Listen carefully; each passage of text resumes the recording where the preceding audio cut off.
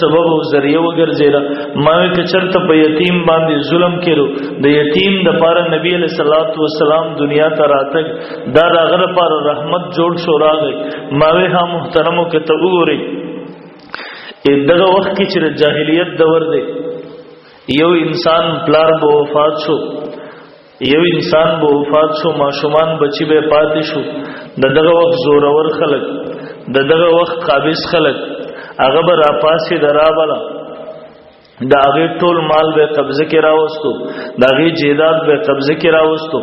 هغه یتیم به محترم در په در باندې هغه ټوکرې خوري هغه یتیم غریب به در په در باندې ګرځېدو د خوراک سکاک د پاره دا هغه تنظیم بنو دا غیر کفالت تنظیم بنو نبی علیہ الصلوۃ والسلام دنیا ته راغی نبی علیہ الصلوۃ والسلام اگر مظلوم حسر ظالم نواغستا نبی علیہ الصلوۃ والسلام اعلان وکړ انا ز وکافل الیتیم او کفالت کے ان کے د یتیم کا ہاتینی دا دو گوتی نبی علیہ الصلوۃ والسلام یو ذکر انا وکافل الیتیم کا ہاتینی ز او د یتیم پرورش کے ان کے دا پشان د دې دو گوتو دی یعنی چاچ د یتیم پرورش کو دیو جنت کی زما سرئی دیو جنت کی زما سر یو ز اللہ رب العزت زیور کی زما محترم نبی علیہ الصلوۃ والسلام د یتیم پوارک موت آتا د یتیم پوارک حقوق کارک لمخ پوڑان دی راوستا نبی علیہ السلام دا اختر روز دا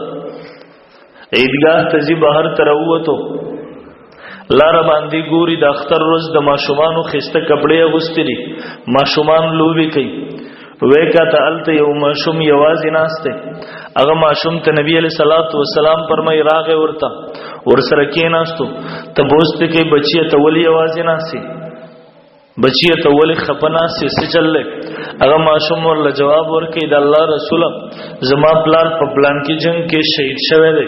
زما کور کې څوک نشته رزي یتیم یم زما څوک نشته چې ما لپاره کپڑے راوړي زما څوک نشته چې ما ته تسلی او دلاسه راکړي نبی رسول الله هغه ماشوم غیږ کې راوغستو خپل کور ته راوړو ام المؤمنین عائشہ صدیقہ رضی اللہ تعالی عنها ته ویلا ول دې ماشوم له غسل ورکا د ماشوم ولمبو پاک صفای کا کله چې پاک صفا کو یختانه ورته ورکړه به ورته یخته ګمنس کړه نبی علیہ السلام د خپل اوګې مبارک صادر راوغستو دوزه کو یو حصے نه د ماشوم تلنګو دویم حصے د غیره پار پتور د قمیص صادر وګرځول به نبی علیہ السلام روان شو هغه ماشوم ته وای بچی ته به دسه نه زی هغه چوت کو بخپل اوګو باندې کینو نبی الګ کله چې ماشومان وکاته چې هغه یتیم ماشوم د نبی علیہ السلام په وګو باندې سورلی کوي هغه ماشومان یتیمانو تمنا وکړه ول کاش چې مونږ هم یتیمان وې د نبی علیہ السلام د وګو مبارک دغه سورلی مونږ ته نصیب شوی وي نبی علیہ السلام مسجد ته راغی یتیم ماشوم لاندې منبر سره کېناستو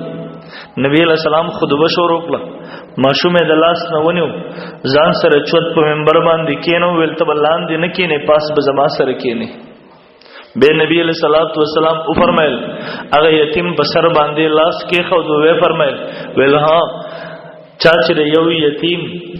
هغه پرورش وکړو د یتیم تربیت وکړو هغه باندې د شفقت لاس راخو نو د لاس تلان دي چې څومره یختر یتیم په سر باندې